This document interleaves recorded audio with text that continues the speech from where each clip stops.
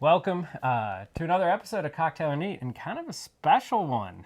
So, I lucked out, I guess, and by I lucked out, my wife was gracious enough to take care of our child in the morning, so I could wake up about 4:30 in the morning, drive down to Old Forester Distillery, and stand outside at 5:30 in the morning until for what, 3 hours? 5:30 to 6:30, 7:30, 8:30, 9:30. Oh, No, 4 4 hours. hours? Yeah, 4 hours to get this bottle right here. As you can see, I've been drinking it. She has not really tried it yet, so that'll be I've gotten some smells, I will admit. yeah. But so this is a special distillery only release. I lucked out and got there Thursday, which was the first day, and I'm glad I did Wednesday. Yeah, Wednesday. Because Saturday, which was the last official day they released this, they were giving out 100 tickets a day. The 100th person got in line, according to our local bourbon groups, at 2 a.m. So, Oh my gosh. yeah. I'm not sure if that's really worth it. Well, Sleeping on concrete? yeah, I know. Well, bourbon campers around here in Louisville are serious. Like, they brought cots and everything should have like known. that. But yeah, you'll get to find out. So this is, as you can see, a 375 milliliter bottle. So it's a small bottle.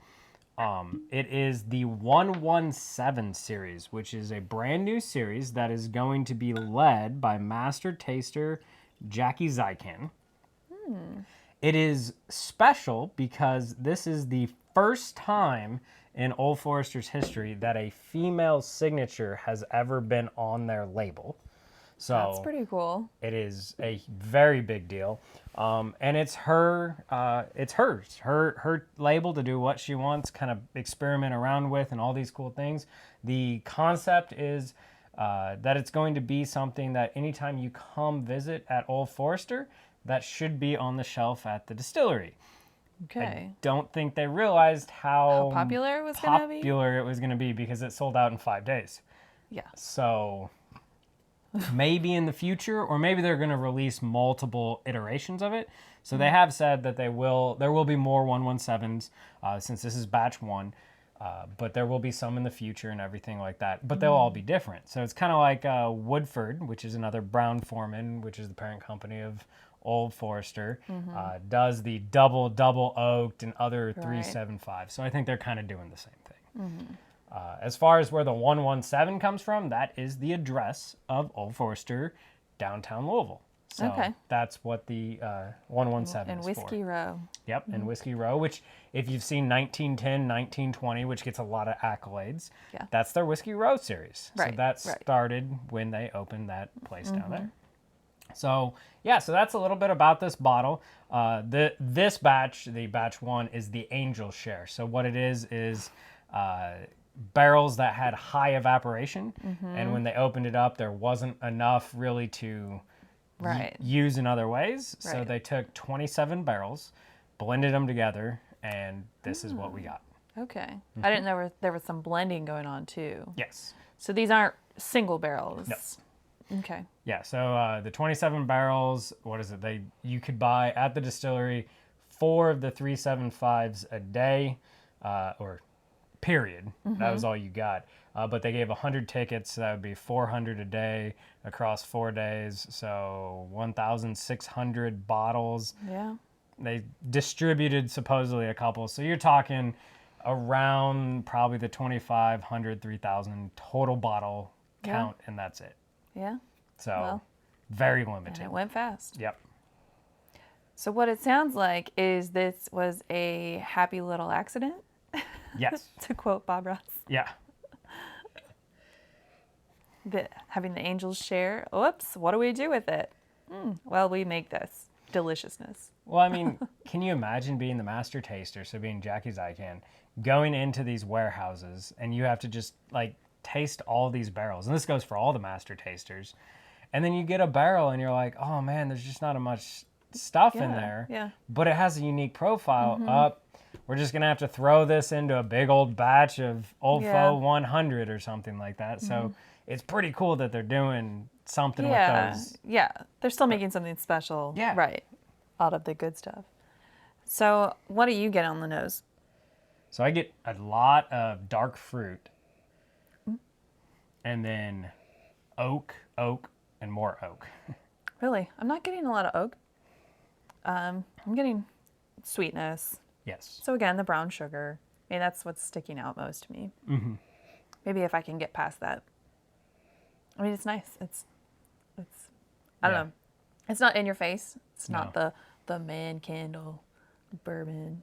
But It is a very beautiful nose, though. Like this is one of the better noses I've ever had. okay, can we taste it? Yep.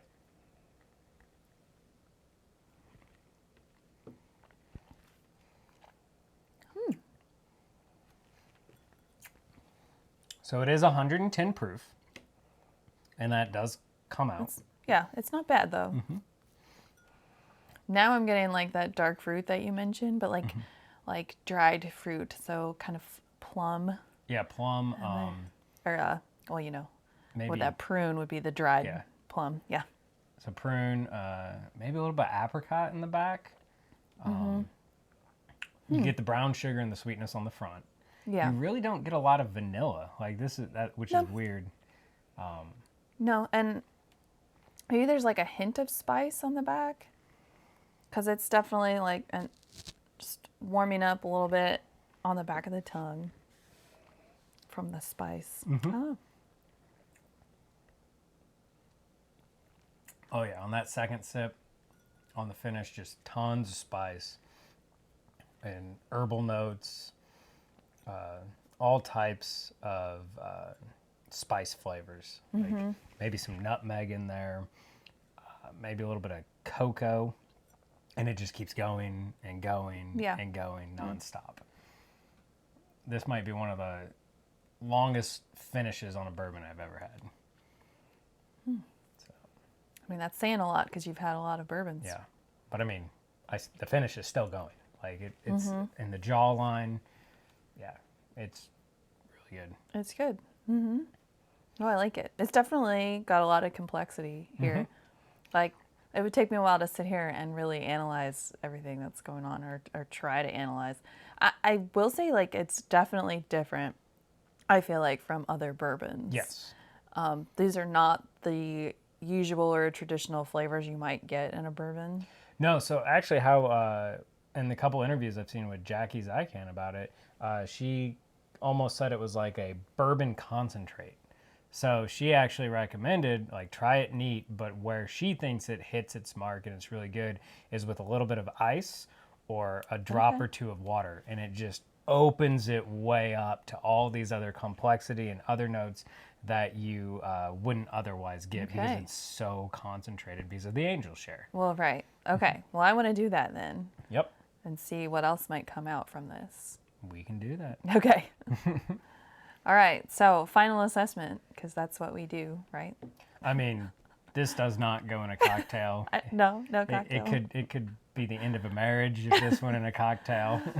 I would not put this one in a cocktail. I would drink it neat, probably with a little bit of water, probably not the ice that was recommended. I think at this point I've matured enough in my bourbon adventures that I know I don't want anything really chilled unless it truly is a cocktail. Yeah.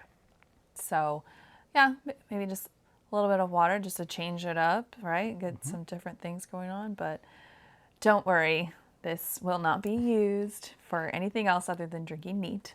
All right. So a little flip on things. Was it worth letting your husband go on a bourbon hunt at 5:30 in the morning? I mean, I survived. The question is, how did you do? I did great. Unfortunately, what is it? Two of the 4 bottles go to my buddies. So that'll he's so be nice. That'll be the sad part. Stands in line for his friends. Yep. But my father-in-law didn't get one.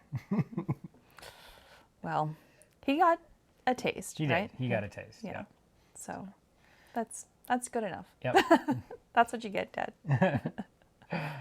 So once again, thanks for watching. Hit the like button, hit the subscribe.